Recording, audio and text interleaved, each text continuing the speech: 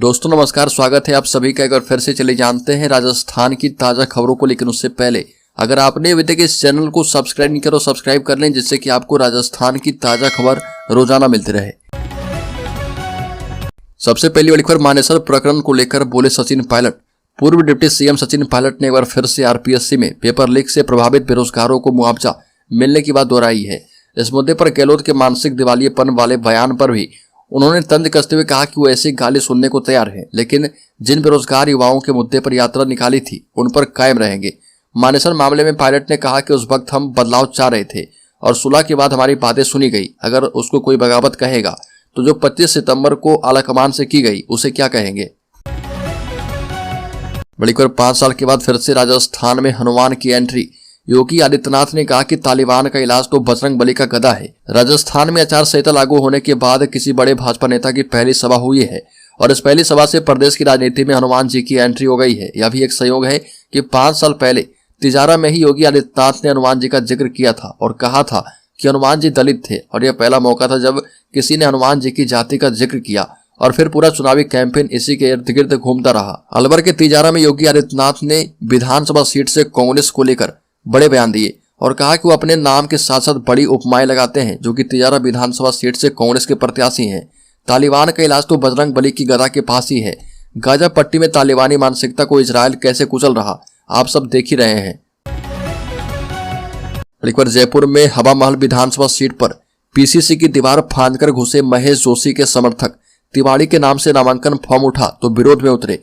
जयपुर में हवा महल विधानसभा सीट पर कांग्रेस के टिकट को लेकर माहौल गर्म हो गया है और वजह यह है कि कांग्रेस जिलाध्यक्ष आर तिवाड़ी के नाम से नामांकन फॉर्म उठाया गया। इसकी जानकारी मंत्री महेश जोशी के समर्थकों तक पहुंची तो जोशी समर्थक प्रदेश कांग्रेस कमेटी कार्यालय पहुंचे और इनको अंदर नहीं घुसने दिया तो दीवार फांदकर पहुंचे और कांग्रेस के राष्ट्रीय प्रवक्ता पवन खेड़ा से मिले। अगली खबर, बीजेपी में प्रत्याशियों की तीसरी लिस्ट पर लगी मुहर। 55 उम्मीदवारों के नाम की हो सकती है घोषणा। राजस्थान विधानसभा चुनाव को लेकर भारतीय जनता पार्टी के प्रत्याशी की तीसरी लिस्ट पर शाम मुहर लग गई है। तीसरी लिस्ट में 50 से 55 प्रत्याशी की घोषणा हो सकती है। जिन सीटों पर ज्यादा से विवाद की आशंका है और जिन सीटों पर कांग्रेस से शामिल हुए नेताओं को टिकट देना तय हुआ है, उन सीटों को होल्ड करके रखा जा सकता है। बड़ी खबर, हाईकोर्ट ने आरपीएससी से मांगा जवाब। आरएएस भर्ती 2023 में प्री परीक्षा के रिजल्ट को लेकर चुनौती दी गई है। हाईकोर्ट ने आरएएस भर्ती 2023 के प्री परीक्षा परिणाम एवं उत्तर कुंजी को चुनौती देने के मामले में आरपीएससी से जवाब देने के लिए कहा है। साथ ही पूछा है कि क्यों न प्रार्थी को मुख्य परीक्षा में शामिल किया जाए। वहीं याचिका की एक कॉपी आरपीएससी के अधिवक्ता को देने के लिए कहा गया है। अधिवक्ता आरपी सैनी ने बताया कि आरपीएससी ने 28 जून 2023 को आरएएस एवं अधीनस्थ सेवा के 905 पदों के लिए भर्ती निकाली थी और इसकी प्री परीक्षा 1 अक्टूबर को आयोजित की गई। बड़ी खबर, 50 दिन में मोनू मानेसर की 3 जेल बदल गई है। फ्री में केस लड़ रहे वकील ने कहा कि धर्म के काम में पैसे नहीं लेते हैं। हरियाणा का गोरक्षक मोनू मानेसर 2 मुस्लिम युवकों नासिर और जुनैद के मर्डर केस में राजस्थान और हरियाणा पुलिस 8 महीने तक उसे ढूंढती रही पर वो नहीं मिला। 32 साल के मोनू मानेसर पर हरियाणा के नूह में हिंसा भड़काने का आरोप है। मोनू मानेसर को राजस्थान के भरतपुर फिर अजमेर जेल में बंद किया गया। वो गुरुग्राम की भोंडसी जेल में है। जुनैद और नासिर मर्डर केस में उसके वकील हाईकोर्ट जाने की तैयारी कर रहे। यही वकील नूह हिंसा में आरोपी बिट्टू बजरंगी को जमानत दिलवा चुके हैं और वो मोनू मानेसर का केस फ्री लड़ रहे। मोनू मानेसर के वकील का कहना है कि वो धर्म के काम में पैसे नहीं लेते हैं। बल्लभ नगर में आरएलपी के उदयलाल फिर से बीजेपी में हुए शामिल। उदयपुर जिले की हॉट सीट बल्लभ नगर विधानसभा से भाजपा प्रत्याशी का नाम घोषित होने से पहले भाजपा ने एक बड़ा धमाका किया। असल में भाजपा के प्रदेश नेतृत्व की सूची में बल्लभ नगर कमजोर सीट में गिनी जाती है और भाजपा ने यहाँ आरएलपी के उदयलाल डांगी की बीजेपी में वापसी करवा दी है। बड़ीकर बाड़मेर में पुरानी रंजिश के चलते विवाद, हत्या के बाद मचा बवाल। मुआवजा दिलाने की मांग की जा रही है। बाड़मेर के बालोतरा जिले के कल्याणपुर थाना क्षेत्र में आपसी रंजिश को लेकर बाइक सवार को टक्कर मारकर मारपीट कर हत्या करने के मामले ने तुल पकड़ लिया है। पुलिस के मुताबिक मंडली थाने के मोहनपुरा गांव निवासी ओमाराम पुत्र मूलाराम और उसके पड़ोस में रहने वाले लोगों के बीच बकरी चराने को लेकर विवाद हो गया था। इस विवाद की वजह से रात को करीब 9 बजे अपने घर की तरफ वो जा रहा था। इस दौरान इस घटना को अंजाम दिया गया। अगली खबर, राज्य के धौलपुर जिले में नाबालिग का अपहरण, 2 आरोपियों ने किया गैंगरेप। मैला थाने में केस किया गया दर्ज। धौलपुर में एक नाबालिग के साथ गैंगरेप की घटना सामने आई है। पीड़िता के पिता ने मैला थाने में गैंगरेप का मामला दर्ज करवाया है और सीओ सिटी सुरेश खांगला ने बताया कि नाबालिग के पिता ने थाने में एफआईआर दर्ज करवाई है। इसमें बताया गया है कि उसकी नाबालिग बेटी 2 दिन पहले घर से पूजा करने के लिए निकली थी। इस दौरान 2 बाइक सवार युवक उसका अपहरण करके बाइक पर बिठाकर अपने घर ले गए, जिनमें से एक युवक ने नाबालिग के साथ रेप किया और दूसरे युवक ने वारदात में उसका सहयोग किया था। वहीं पर जैसलमेर में कांग्रेस की 5वीं सूची में कैबिनेट मंत्री साले मोहम्मद पर पार्टी ने जताया विश्वास, पोखरण से दिया टिकट।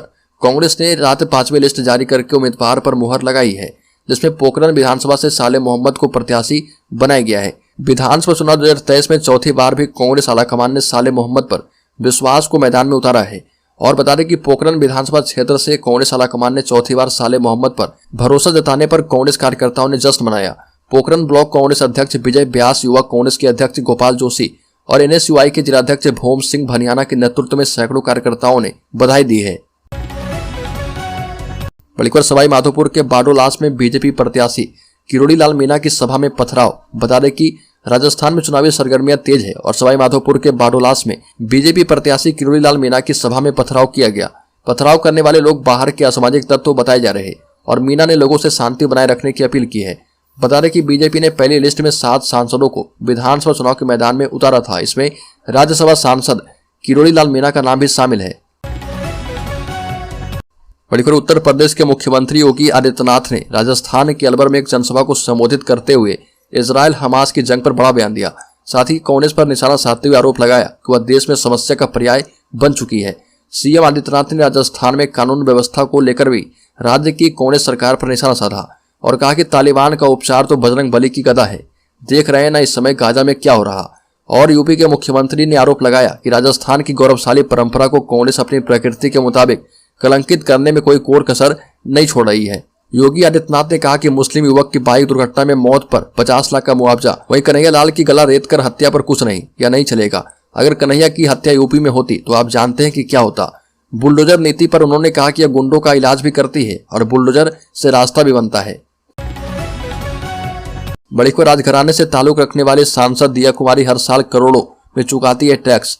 दिया कुमारी के नामांकन भरने के बाद से लगातार उनकी संपत्ति को लेकर चर्चाएं तेज है। MP वाले फॉर्मूले को लेकर सांसद दिया कुमारी को विद्यानगर विधानसभा सीट से चुनाव लड़वाया जा रहा। नामांकन करने के दौरान भाजपा प्रत्याशी दिया कुमारी ने चुनावी एफिडेविट दिया है और इसमें संपत्ति को लेकर खुलासा किया है। शपथ पत्र के मुताबिक वह हर साल औसत 2 करोड़ रुपए से ज्यादा इनकम टैक्स रिटर्न फाइल करती है। दिया कुमारी के इनकम टैक्स रिटर्न के रिकॉर्ड को देखें तो उन्होंने वित्तीय वर्ष 2021 और 22 में 3 करोड़ 73 लाख रुपए का टैक्स दिया है। बड़ीको दीपावली से पहले रोडवेज कर्मियों एवं पेंशन धारकों को तोहफा, महंगाई भत्ते में 4% की गई वृद्धि। राजस्थान राज्य पथ परिवहन निगम द्वारा राज्य सरकार कर्मचारी के मुताबिक रोडवेज कर्मचारियों एवं अधिकारी एवं पेंशन धारकों के महंगाई भत्ते में 4% की वृद्धि की गई है और इसके लिए निगम अध्यक्ष आनंद कुमार के अनुमोदन के बाद प्रबंध निदेशक नथमल डिडेल ने आदेश जारी कर दिए हैं।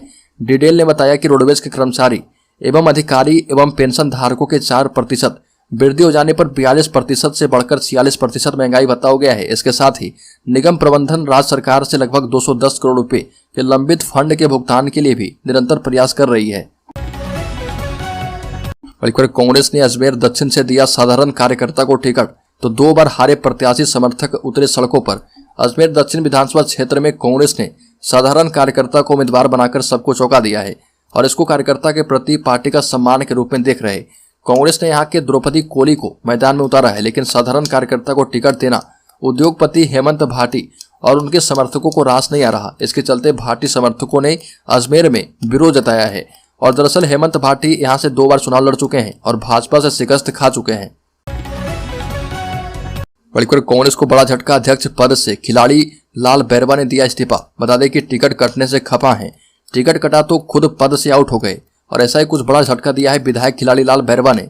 राजस्थान के विधानसभा चुनाव अपने सवाब में है, ऐसे में कांग्रेस को एक और बड़ा झटका लगा है। बैरवा के रूप में जानकारों की माने तो कल कांग्रेस ने अपनी चौथी और 5वीं सूची जारी की थी, लेकिन उस सूची में खिलाड़ी लाल बैरवा का नाम नहीं था, जिसके बाद बैरवा ने बड़ा कदम उठाया और राजस्थान SC/ST आयोग के अध्यक्ष पद से इस्तीफा दे दिया है। बड़ीको राज्य के दौसा जिले में जनरल सीट पर कांग्रेस ने सामान्य को नहीं दिया टिकट, पूर्व मंत्री ने दिए बगावती संकेत। दौसा के बांदीकुई विधानसभा सीट से कांग्रेस की ओर से प्रत्याशी नहीं बनाए जाने पर शैलेंद्र जोशी अब अपनी पार्टी पर समान वर्ग को अनदेखा करने का आरोप लगा रहे और कहा कि दौसा में कांग्रेस ने सामान्य वर्ग के 3.5 लाख मतदाताओं को दरकिनार करते हुए 3 सामान्य सीटों पर सामान्य वर्ग की अनदेखी की है। जिसके चलते पूर्व मंत्री वरिष्ठ कांग्रेस नेता शैलेंद्र जोशी दिल्ली में कांग्रेस के एआईसीसी दफ्तर के बाहर अपने समर्थकों के साथ पहुंचे थे। जोशी ने कहा कि सामान्य जाति कहां जाएगी, सामान्य जाति के लोग लड़ और भिड़ तो नहीं सकते, लेकिन निर्णायक भूमिका तो निभा सकते हैं।